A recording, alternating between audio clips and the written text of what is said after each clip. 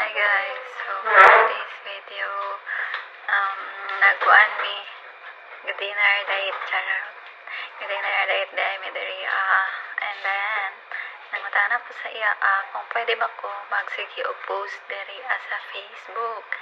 And ana siya, pwede ra daw, pero dapat daw dili ko magsigi og post so mga kung ang nakabikini, char. Unless if naa daw sa swimming pool or sa beach, pwede. Ayun. So, ano siya nga, dapat daw mga important details ang pwede i-vlog diri. And I think, dili sa pwede nga, puro na lang important. Dapat na say, mga good vibes, diba?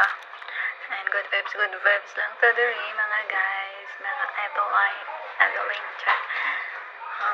So, yan, daghan may og mga kwento na buo during sa among pagula sa among foodie. So, ayan akong giingnan na if na daw siya mag-vlog daw siya is puro daw wala siya gaapas nga makakwarta.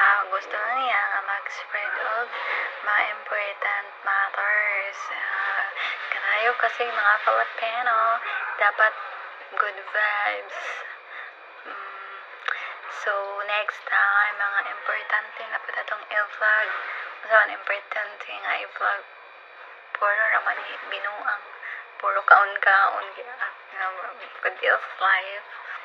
So, nga ni Rajuta. Pero, next time, magtuon na sad ko vlog nga mga important whatever. Vlogger na tang tanan. So, bahala na. Let's cheers. Cheers everybody. Bye-bye.